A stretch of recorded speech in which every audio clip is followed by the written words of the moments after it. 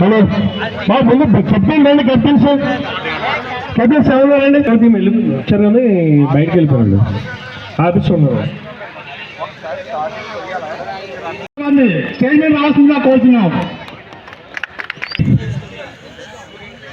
40% కోరుతున్నాం శ్రీ సుధాపల్లి శ్రావణ్ గారిని స్టేజ్ మీద రావాల్సిందిగా కోరుతున్నాం స్టేజ్ మీద రావాల్సిందిగా కోరుతున్నాం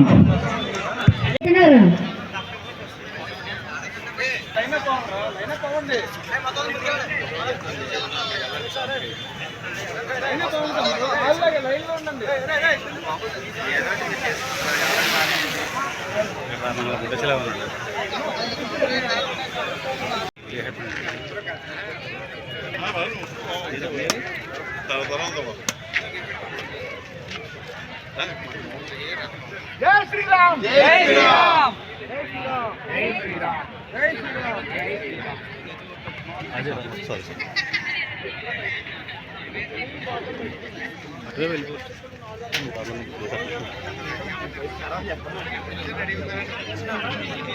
వాలంటీర్స్ అందరూ కూడా దయచేసి వాలంటీర్స్ అందరూ కూడా ఇక్కడ రావాల్సిందిగా కోరుతున్నాం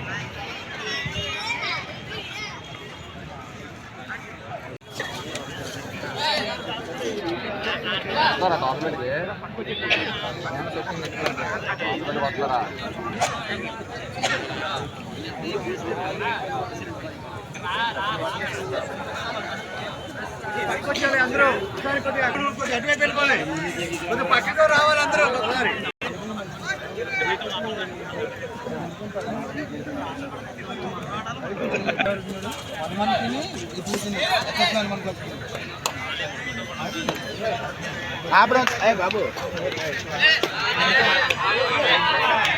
ఎంత చేసామో వాళ్ళు దాన్ని సరిగా సద్వినియోగపరచుకోలేదన్న ఆలోచనతో వాళ్ళు బాధపడతారు.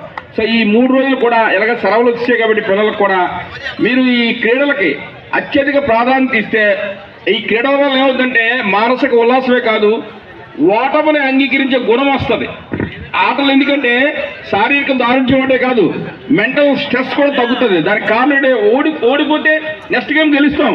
సేమ్ రేపు చదువులో కూడా అంతే. ఒక పరీక్ష ఫెయిల్ అయితే మళ్ళీ రెండోసారి పాస్ అవ్వచ్చు అని మనిషి ధైర్యం ఉండడానికి ఈ క్రీడలే దానికి ఉదాహరణ. మీ అందరికీ కూడా ఈ కార్యక్రమాన్ని నాకు ఆహ్వానించినందుకు తోటి మెగా ఫ్యాన్ గా ఎంతో ఆనందపడతాను. ఎందుకంటే మేము 2008 నుంచి కూడా చిరున్న ఫ్యాన్స్. మేము ఆ రోజు ప్రజారాజ్యం వచ్చినప్పుడు మేము ఆ ఆనందంతో మా అన్న పార్టీ అని చెప్పి వచ్చాం. కాలక్రమం అది అలా ఇవ్వడం వల్ల మేము అందరూ సైలెంట్గా ఉన్నాం. ఎక్కడున్నా సరే ఆయన అభిమానులందరూ ఏ పార్టీలో ఉన్నా సరే అందరూ ఒకటే కుటుంబం. అవునా కదా?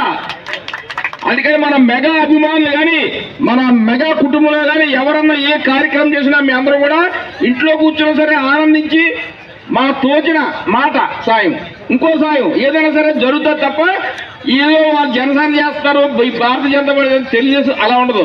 మెగా కుటుంబం ఎక్కడున్నా ఒకటే.